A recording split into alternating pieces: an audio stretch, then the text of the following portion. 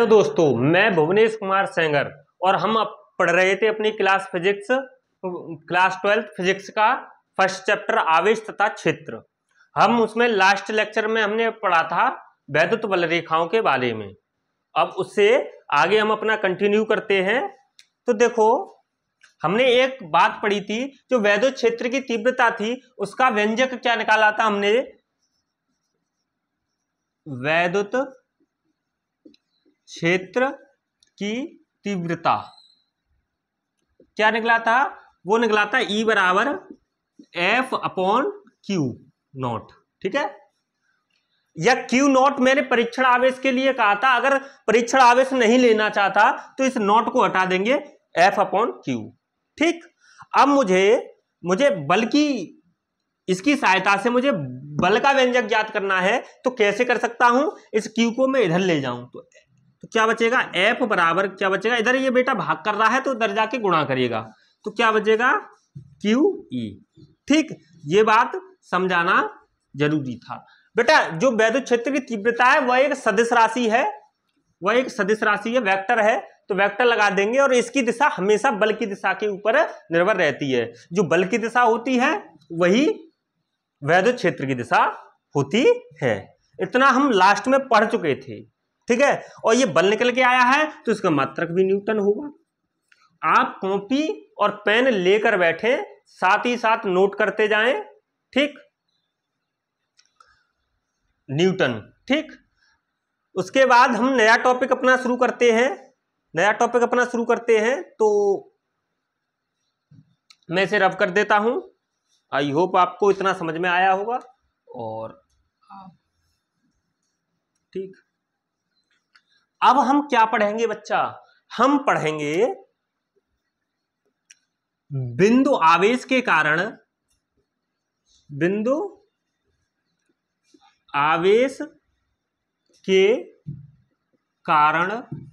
किसी बिंदु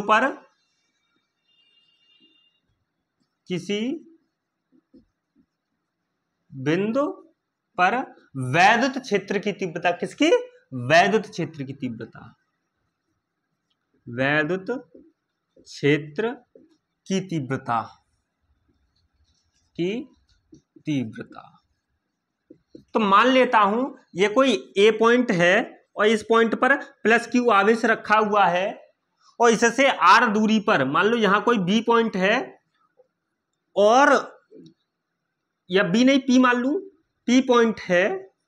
यहां पर इससे कितनी दूरी पर है बेटा? स्मॉल आर दूरी पर ये पी पॉइंट है। यहां पर हमें वैद्युत क्षेत्र की तीव्रता का व्यंजक ज्ञात करना है। किसके कारण? ए पॉइंट पर जो ये रखा हुआ है।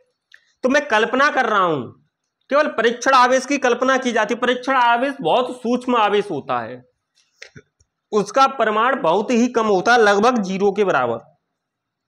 तो मैंने कल्पना की कि यहां कोई प्लस क्यू नॉट रखा हुआ है। क्या? परीक्षण आवेश।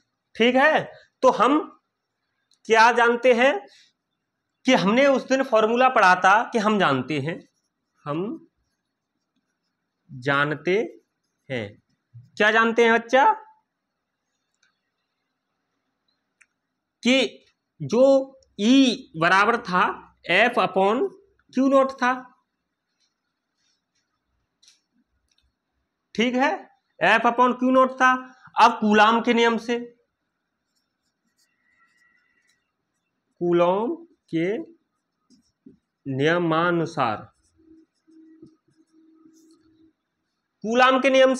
ये, अब देखो ये भी पॉजिटिव है, ये भी पॉजिटिव है। ये वाला आवेश इस आवेश पर कुछ न कुछ बल जरूर लगाएगा। तो कूलाम के नियम से इसकी कैलकुलेशन करेंगे तो इसके जो फोर्स है, जो बल लगाएगा, उसकी कैलकुलेशन कर, ये वाला इसको दूर भगाएगा, प्रतिकर्षित करेगा, क्योंकि दोनों समान आवेश हैं। और मैंने बताया कि समान आवेश एक दूसरे को प्रतिकर्षित करते हैं। तो मान लो ये बल लगाएगा, इसका नाम दे दूं FA। ठीक है, FA। तो कूलाम नियम से क्या होता है बेटा? कूलाम नियम का फॉर्मूला होता है F बराबर क्या होता है? 1/4πε0 Q1 Q2/R²। यही तो होता है बच्चा। क्या होता है? यही होता है। ठीक, अब देखो मैं क्या करूं, इसमें इसके अनुसार लिखना चाहूं तो देखो एफ की जगह पे क्या है ना, एफ ए है, ए के द्वारा लगाया गया बल, तो मान लू एफ ए बराबर तब यहां लिख लू तब, ठीक है। एफ ए इक्वल किसके हो जाएगा बच्चा, 1/4 पाई एप्सिलॉन नॉट, क्यू की जगह Q1 की जगह पे क्या है ना, क्यू है, तो यहां मैं रख दू क्यू, और Q2 की जगह पे क्या है, क्यू नॉट है, क्या है बच्चा, क्यू नॉट है, अपॉन यहां बीच की दूरी है r, तो ये हो गया r स्क्वायर, ठीक। अब देखो इसे मान लू समीकरण 1, ठीक है, इसे मान लू समीकरण 2, इसे मान लू क्या बेटा, समीकरण 2। अब देखो क्या करूं मैं, समीकरण 2 से समीकरण 1 में f का मान रख दूं, इस जो f है यहां f है तो f की जगह पे f a आ जाएगा, क्योंकि इस संदर्भ की बात कर रहे हैं, ठीक है। तो क्या लिखूं बेटा, समीकरण 2 से समीकरण 1 में f a का मान रखने पर, f a का मान रखने पर, ठीक है बेटा, तो क्या आ जाएगा, E इक्वल आ जाएगा, एफ ए की जगह पे यहां ये रख दू 1/4 pi epsilon not Q not upon r square into क्या हो गया बेटा, क्या है 1/क्यू नॉट, ठीक है। क्यू नॉट से क्यू नॉट कैंसिल, तो क्या बचा, इक्वल बचा 1/4 pi epsilon not Q upon r square.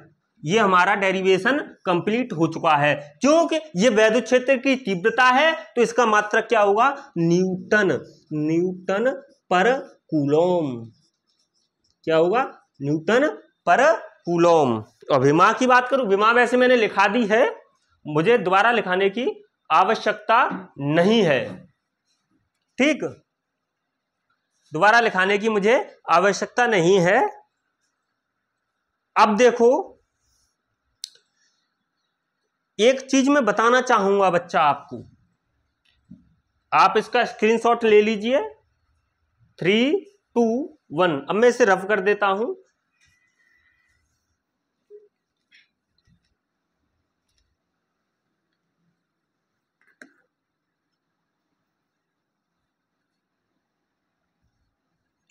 मैंने तुम्हें कूलाम नियम का एक फॉर्मूला बताया था, क्या बताया था, कूलाम नियम का फॉर्मूला था F इक्वल टू क्या था, 1/4 pi epsilon not Q1 Q2 upon r square. ये फॉर्मूला मैंने ड्राइव कराया था, उसमें मैं एक चीज बताना आपको भूल गया था, अब उस डाउट को अपने को यहां क्लियर करूं, और क्या था कि मैंने 1/4 पाई एप्सिलॉन नॉट की वैल्यू नहीं बताई थी, मैं भूल गया था बताना, उसके लिए मुझे खेद है, और हम अपना शुरू करते हैं। तो बेटा इसकी वैल्यू, न्यूमेरिकल वैल्यू, ठीक है, आंकिक वैल्यू देख लो, आंकिक वैल्यू क्या होगी, 9 × 10⁹। अब मात्रक क्या होगा, मात्रक की बात करूं, देखो मात्रक निकालना सीखो, बच्चे नहीं रहे,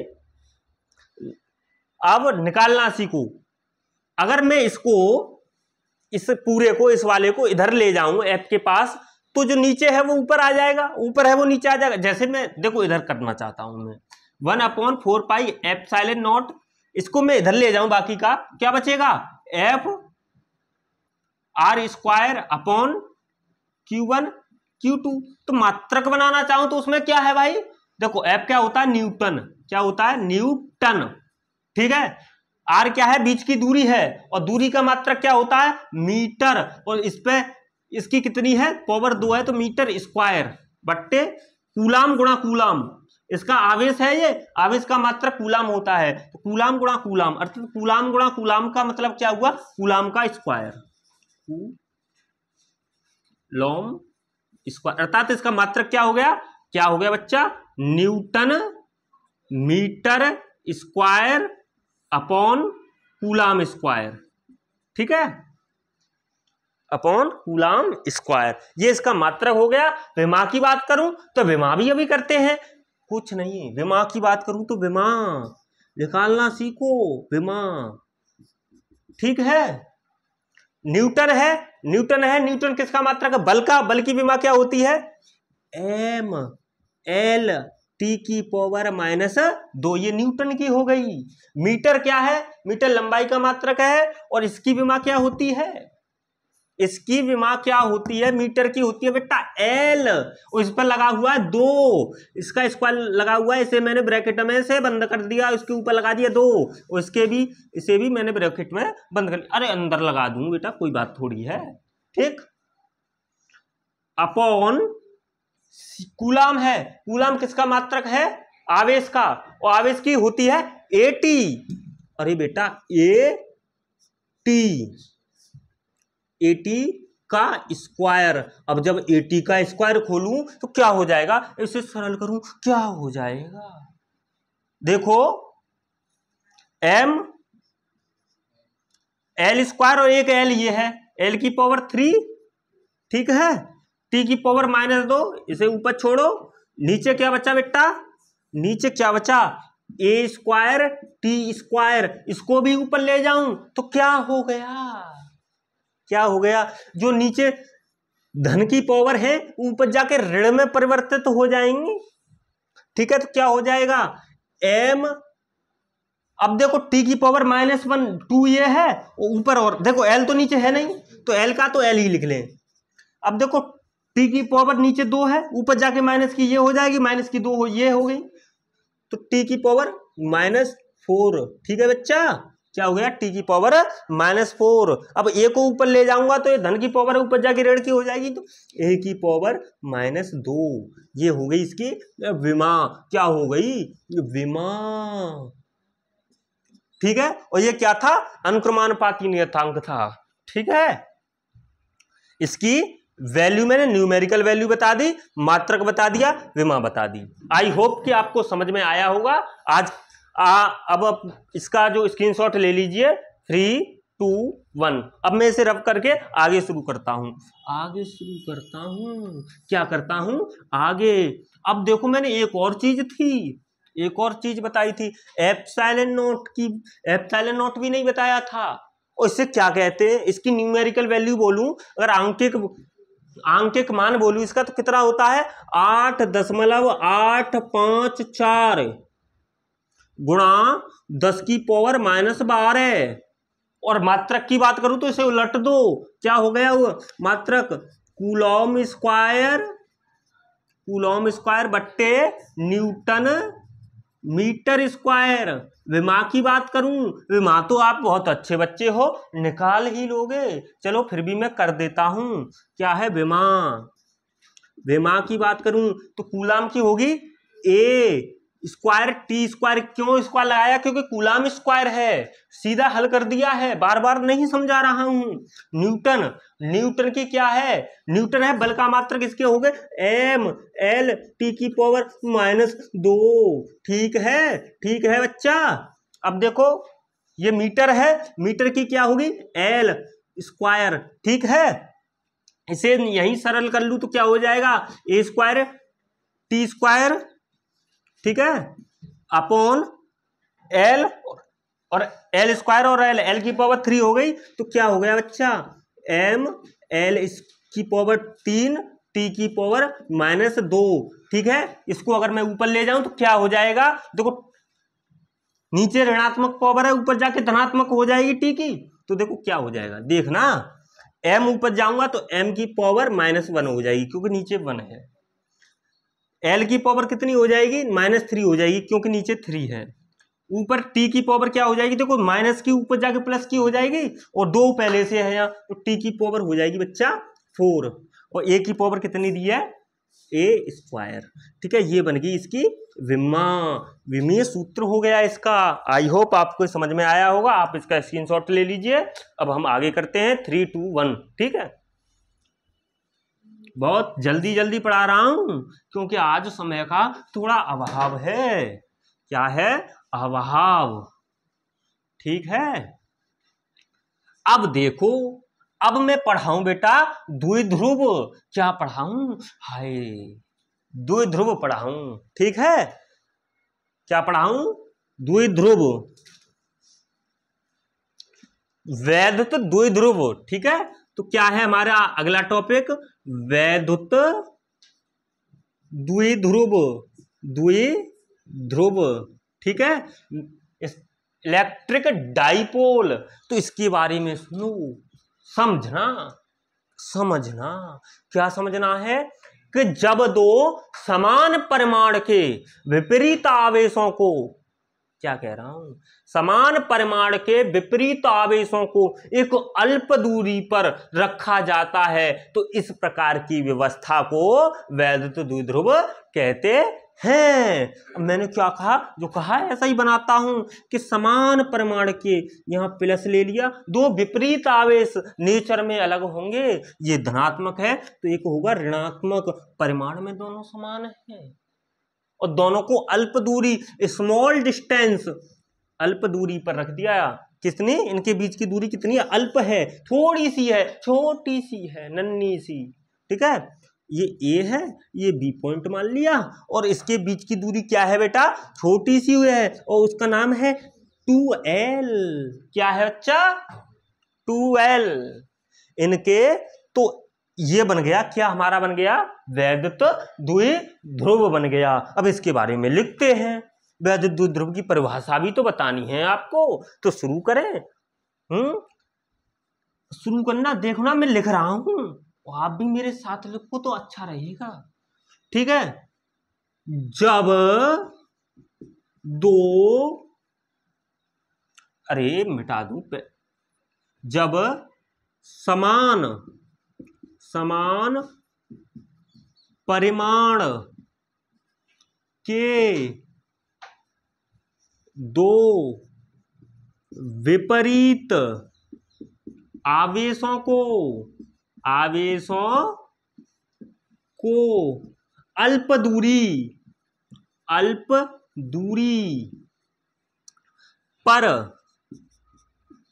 रखा जाता है, क्या कहलाता है, इस व्यवस्था को या इस प्रकार की व्यवस्था को क्या कहते हैं, व्यवस्था को वैद्युत द्विध्रुव कहा जाता है या वैद्युत द्विध्रुव कहते हैं। द्विध्रुव क्या कहते हैं, वैद्युत द्विध्रुव कहते हैं, क्या कहते हैं, वैद्युत द्विध्रुव कहते हैं। आप इसका स्क्रीनशॉट ले लीजिए। 3, 2, 1। आई होप आपको समझ में आया होगा। समान परिमाण के दो विपरीत आवेशों को मैंने अल्प दूरी पर रख दिया, काम खत्म कर दिया, नन्ही सी दूरी पर। हाय, अब देखो वैद्युत द्विध्रुव आघूर्ण जान लो। हाय, द्विध्रुव आघूर्ण, वैद्युत द्विध्रुव आघूर्ण, क्या बेटा, आघूर्ण, इसके बारे में जान लूं बेटा। इससे प्रदर्शित करते हैं, किससे, टाउ से, किससे, टाउ से नहीं, टाउ से नहीं, पी से, सॉरी, पी से प्रदर्शित करते हैं, इसे पी से प्रदर्शित करते हैं। और पी बराबर होता है हमारा, पी बराबर क्या होता है, 2QL, ठीक। इसकी परिभाषा दूं मैं, अर्थात क्या, देखो इसमें से एक आवेश का परिमाण ले लो, मैग्नीट्यूड ले लो एक आवेश का, उसका गुणा कर दो किससे, इनके बीच की दूरी, जो स्मॉल दूरी है उससे कर दो गुणा, तो क्या हो गया, P बराबर हो गया 2QL।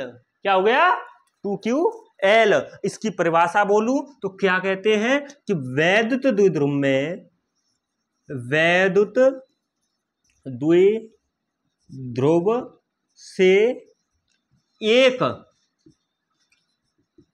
आवेश के परिमाण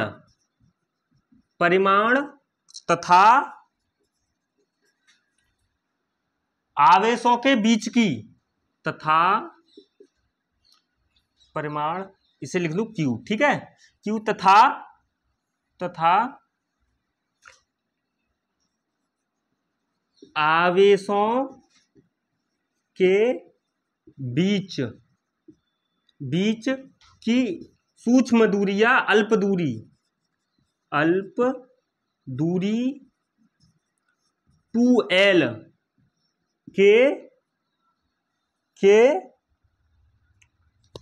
गुणनफल को क्या कहते हैं बेटा? गुणनफल को क्या कहते हैं? वैद्युत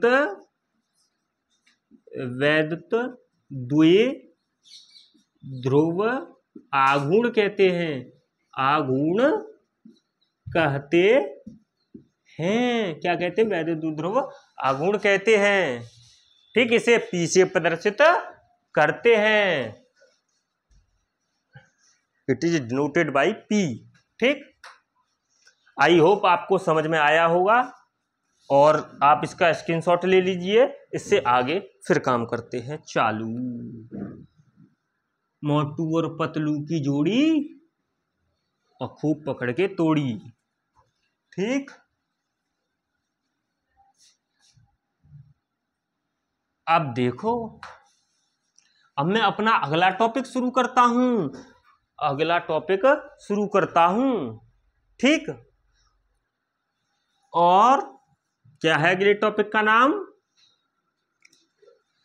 द्विध्रुव की अक्षीय स्थिति पर वैद्युत क्षेत्र की तीव्रता। क्या है? द्विध्रुव की अक्षीय स्थिति पर द्विध्रुव की अक्षीय स्थिति पर वैद्युत क्षेत्र की तीव्रता। ठीक है, मान लेता हूं एक वैद्युत द्विध्रुव है। यह -Q और यहां है क्या है बेटा? +Q।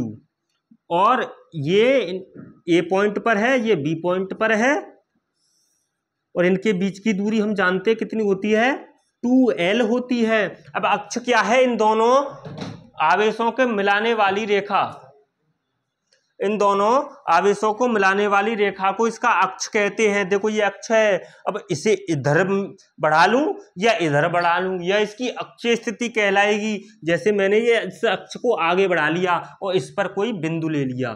ठीक है, बिंदु ले लिया, यहां मान लिया P, तो कह सकते हैं कि ये जो P बिंदु है ये इसकी अक्षीय स्थिति पर स्थित है। क्या है? अक्षीय स्थिति पर स्थित है। तो बच्चा क्या करेंगे? इस पर हमें वैद्युत क्षेत्र की तीव्रता निकालनी है। तो कैसे? पहले इस डायग्राम के बारे में लिख लूं जो रोज लिखता हूं। माना किसी वैद्युत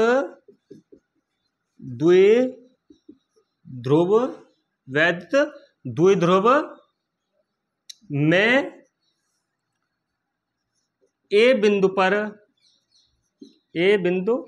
पर -Q आवेश तथा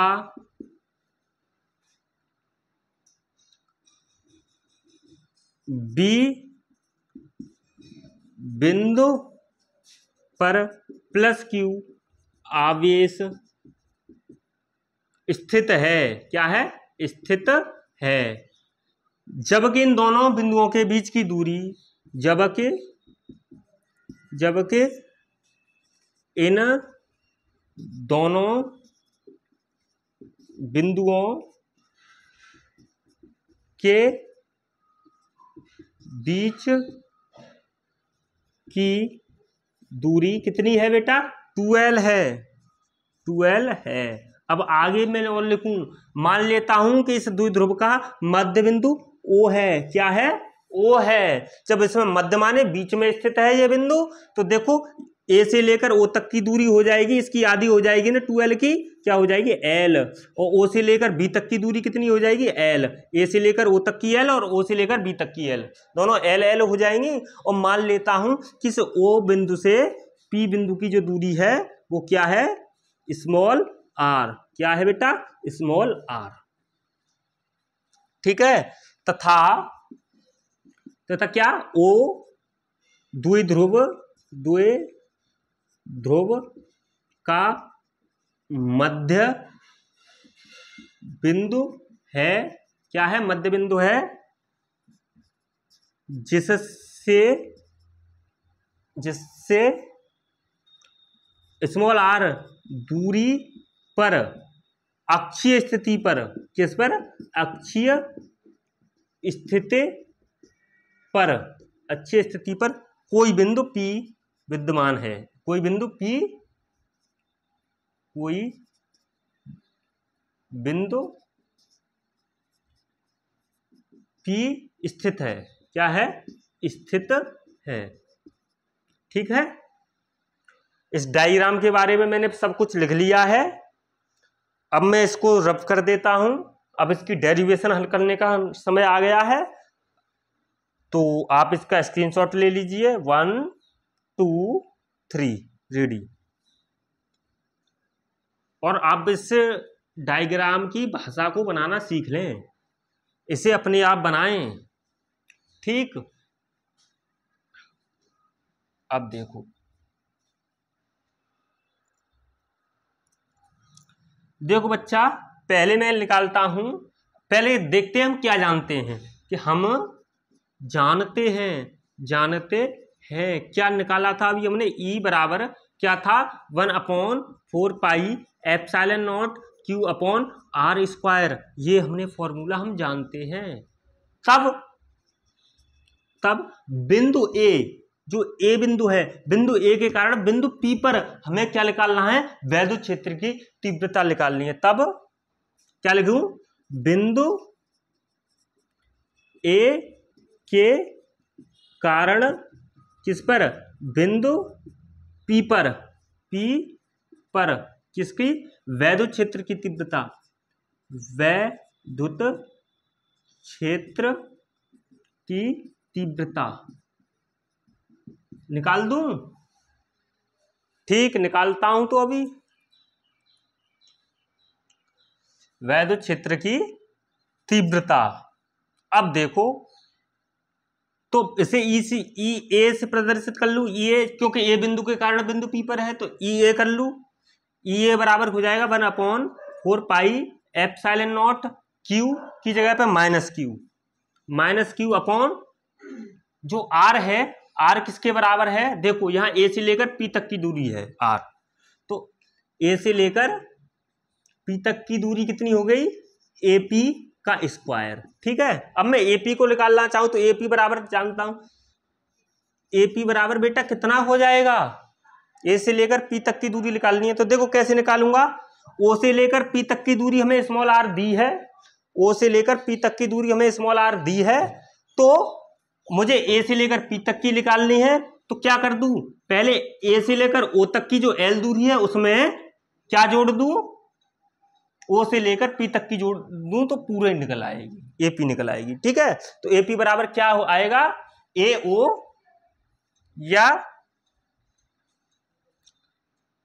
या लिख लो OP, क्या लिख लूं? OP प्लस क्या लिख लूं? AO या OA।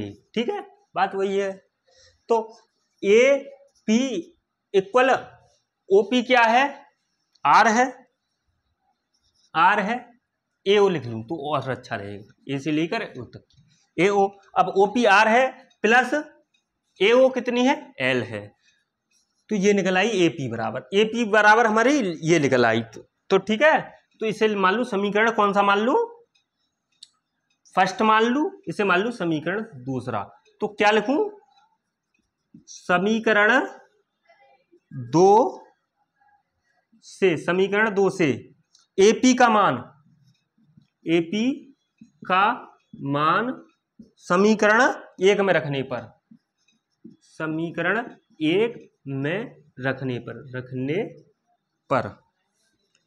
तो EA हमारा क्या हो जाएगा? EA बराबर कितना था? ये था 1/4πε0। इस माइनस को आगे लिख लेता हूं, तो माइनस हो गया -1, ये Q पे जो माइनस लगा हुआ है वो मैंने आगे लिख लिया।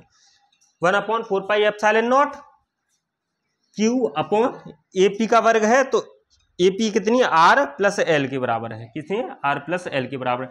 तो क्या लिखा? R प्लस L का वर्ग। इसे मान लो समीकरण 3। ठीक है, A के कारण मैंने निकाल ली P पर जो आएगी वैद्युत क्षेत्र की तीव्रता, वो इतनी आएगी। ठीक, आप इसका स्क्रीनशॉट ले लीजिए आई होप आपको समझ में आया होगा, और नहीं आया तो आप कमेंट करके हम कमेंट में बता सकते हैं, हम उसका जल्द से जल्द आपको सॉल्यूशन प्रोवाइड कराएंगे। और आप इसका स्क्रीनशॉट लीजिए 1 2 3। अब मैं इसे मिटाता हूं और इसको ध्यान रखना समीकरण 3 को, ठीक है। अब इसी प्रकार मैं क्या निकाल दूं, अब इसे मिटा देता हूं क्योंकि बोर्ड में जगह नहीं है बच्चा, बोर्ड पर जगह नहीं है, ठीक है।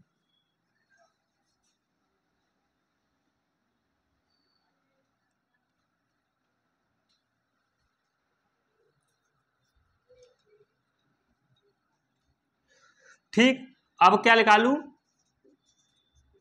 बिंदु B के कारण बिंदु P पर वैद्युत क्षेत्र की तीव्रता, वैद्युत क्षेत्र की तीव्रता। तो देखो कैसे निकालूंगा इसे, EB से प्रदर्शित कर लूं और क्या हो जाएगा 1/4πε0। Q की जगह पर प्लस Q है, Q अपॉन प्लस नहीं लगा रहा हूं, कोई बात नहीं है। B से लेकर P तक की दूरी, अब देखो कैसे निकालूंगा, इसे लग लूं BP। अब मुझे BP निकालना है तो BP में कैसे निकालूंगा, तो BP बराबर कैसे हो जाएगा, देखो O से लेकर P तक की कितनी है R है, O से लेकर B तक की कितनी है L है। इस पूरी दूरी में से R दूरी में से मैं L दूरी घटा दूं तो यही तो बचेगी। समझो यहां से लेकर यहां तक की दूरी घटा दूं अगर इस पूरी दूरी में, तो यही बचेगी। और यहां से लेकर यहां तक की कितनी दी है हमें, L है। तो क्या हो जाएगा, BP हो जाएगी हमारी R, देखो पहले लिख लो, O से लेकर P तक की दूरी OP माइनस OB हो जाएगी, ठीक है। तो BP बराबर हमारी कितनी हो जाएगी, BP बराबर हमारी कितनी हो जाएगी, OP कितनी है, OP है हमारी R माइनस OB कितनी है, L है, ये हो गई, ठीक है। और स्क्वायर और लगेगा क्योंकि R² था ना, ठीक है। इसे मान लो समीकरण 4 और इसे मान लो समीकरण 5। तो क्या था समीकरण, इधर लिख लेता हूं शायद दिखाई न दे रहा हो आपको, समीकरण किससे 5 से BP का मान समीकरण 4 में रखने पर समीकरण 4 में रखूं इस मान को उठा के, तो क्या हो जाएगा, EB बराबर हमारा कितना हो जाएगा 1/4πε0। देखो ये हो जाएगा, Q की जगह पे Q अपॉन BP का वर्ग है तो BP के यहां से उठा लो, तो क्या हो गया R माइनस L का वर्ग, ठीक है। ये मान लो समीकरण कौन सी थी, 6 मान लो, 5 ये था तो 6 ये हो गई, तो ठीक है। तो यहां तक आप स्क्रीनशॉट ले लीजिए, इससे आगे फिर कराते हैं 1 2 3। आई होप आपको समझ में आएगा। अब मैं इसे मिटा देता हूं, ठीक है। अब देखो, अब मुझे कुल निकालना है, क्या निकालना है, कुल। तो मैं क्या करूं बेटा, बिंदु P पर कुल, बिंदु P पर कुल वैद्युत क्षेत्र की तीव्रता, क्षेत्र की तीव्रता निकालूं तो E से प्रदर्शित करूं, E बराबर क्या हो जाएगा, EA प्लस EB, ठीक है, EA प्लस EB। EA का मान क्या था, समीकरण 1 था ना, समीकरण 3 में दिया था EA का मान, EB का ये रहा। तो समीकरण 3 व 6 से EA व EB का मान रखने पर,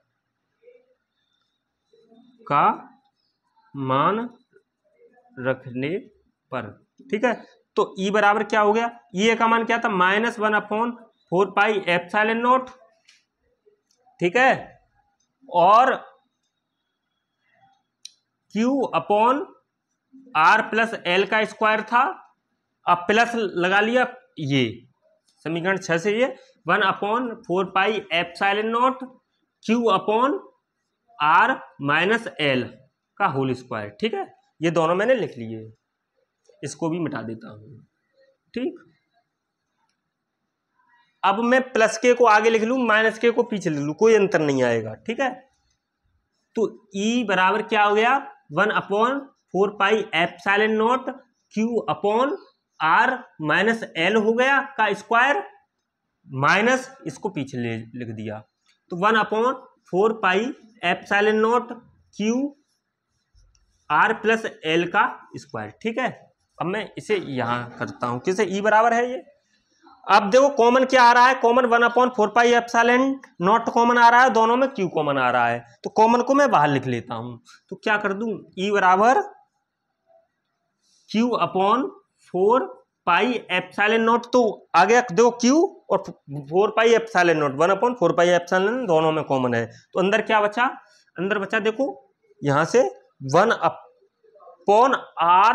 1/R-L का स्क्वायर, 1/R-L का होल स्क्वायर, माइनस ये माइनस, और क्या बचा 1/R+L का होल स्क्वायर। ठीक है, अब क्या लेता हूं मैं इनका बेटा एलसीएम ले लेता हूं, तो E बराबर एलसीएम ले लिया, देखो Q/4πε0 तो जो कि तो लिख लिया, क्योंकि तो लिख लिया, इनका ले लिया मैंने क्या एलसीएम ले लिया, तो एलसीएम आया R-L और ये का स्क्वायर, और दूसरे कोष्ठक में आया R+L का स्क्वायर। ठीक है बेटा, ये आया। अब देखो जब इसे सरल करेंगे तो क्या होगा, R-L से R-L कैंसिल, तो क्या बचा R+L बचा। ठीक है, R+L का स्क्वायर, माइनस क्या बचा R+L से R+L खत्म, R-L का होल स्क्वायर। ठीक है, ये बचा। अब आप यहां तक स्क्रीनशॉट ले लीजिए, आगे हल करते हैं 1 2 3। ठीक है, आई होप आपको समझ में आया होगा, आप स्क्रीनशॉट ले सकते हैं, स्क्रीनशॉट ले सकते हैं। अब मैं इसे रब कर देता हूं। ठीक, अब देखो बच्चा, मैं इनको a+b के होल स्क्वायर से खोल लूं दोनों को। ठीक है, तो क्या बचा, E बराबर हमारा हो गया Q/4πε0, इसे खोलेंगे, ये क्या है R+L है, तो R+L का होल स्क्वायर क्या है, a+b का हो जाएगा, तो क्या हो जाएगा R² + L² + 2RL हो जाएगा, माइनस लगा लिया, अंदर देखो R-L का होल स्क्वायर है, तो a-b के से खोल दो, a-b के से खोलेंगे तो R² + L² - 2RL हो जाएगा। ठीक है, अपॉन क्या हो जाएगा R-L का स्क्वायर, और क्या हो जाएगा R+L का स्क्वायर। ठीक है, अब देखो इसे रफ कर देता हूं, इसका स्क्रीनशॉट तो आपने ले ही लिया हुआ। अब चूंकि हम जानते हैं a² - b² बराबर होता है एक कोष्ठक में a+b और दूसरे में होता है a-b के। ठीक है, तो इससे ये देखो एक कोष्ठक में R-L है, एक कोष्ठक में R+L है, तो ये क्या हो जाएगा, इससे खोलेंगे, इस ब्रैकेट को बंद कर लूं, तो क्या हो जाएगा E बराबर हो जाएगा बच्चा Q/4πε0, इधर हमने ये माइनस अंदर घुसा दिया, इसमें अंदर घुसा दिया, तो क्या हो गया R² + L² + 2RL - R², जो प्लस का है वो माइनस का हो जाएगा, -L² + 2RL। ठीक है, अपॉन देखो ये इससे खोल दिया हमने, a² - b² थे, तो क्या हो गया R² - L² का होल स्क्वायर लिख लो, या होल स्क्वायर मत लिखो तो ऐसा लिखो R² का स्क्वायर, देखो एक ही जगह पे आ गया R²। ठीक है, माइनस L² का स्क्वायर। ठीक है, L² का स्क्वायर। अब देखो यहाँ क्या है, इधर देखो ऊपर क्या है, ये पॉजिटिव है ये नेगेटिव है, इससे ये कट गया, ये पॉजिटिव है ये नेगेटिव है, इससे ये खत्म। अब क्या बचा, क्या बचा हमारा, E बराबर बचा Q/4πε0। क्या बचा 2RL और 2RL 4RL के इक्वल हो गई, अपॉन पावर की भी पावर होती है तो पावर का गुणा हो जाता है, गणित से जानते हैं, R की पावर 4 माइनस L की पावर 4 हो गया बच्चा। ठीक, ये हो गया। अब मैं आई होप आपको इतना समझ में आया होगा, यहां तक आप नोट कर लीजिए या स्क्रीनशॉट ले लीजिए, और फिर आगे मैं इसे रब करता हूं और आगे हल करते हैं। ठीक है, ये मैं मिटा दूं।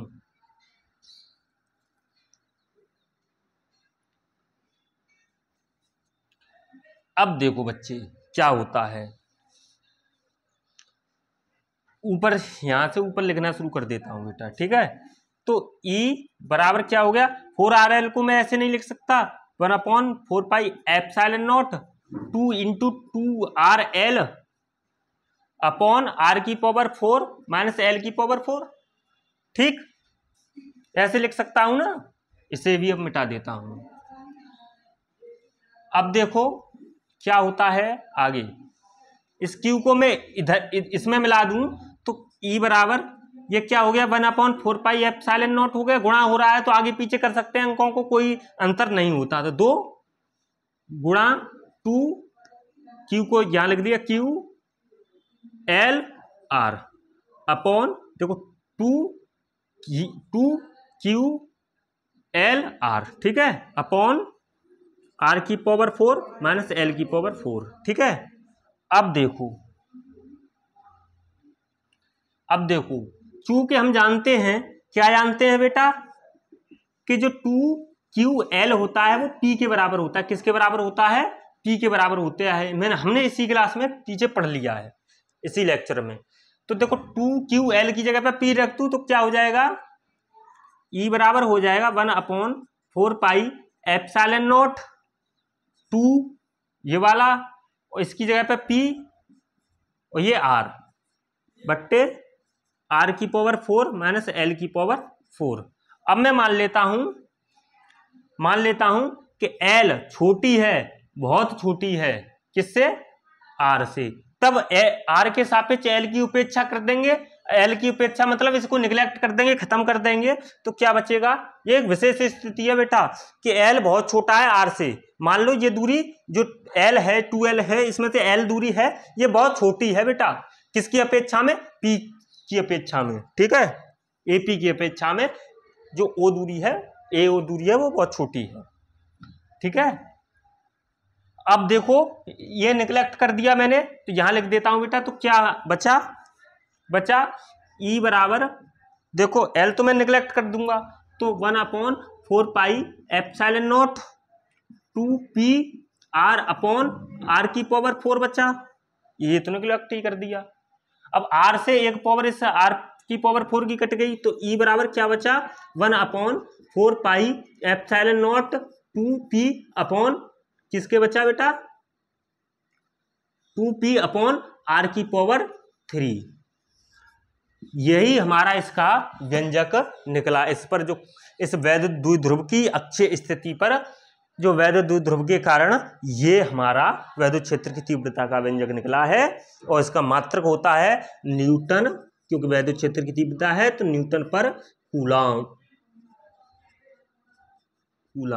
न्यूटन पर कूलाम इसका मात्रक होता है। आई होप कि आपको ये सब समझ में आया होगा, आप इसका स्क्रीनशॉट ले सकते हैं 1 2 3। आई होप आपको समझ में आया होगा। आज के लिए इतना ही, स्वस्थ रहें, पढ़ते रहें और खुश रहें। ठीक, आज के लिए इतना ही, फिर कल मिलते हैं अपनी नई क्लास में नए लेक्चर के साथ और नई उमंग के साथ।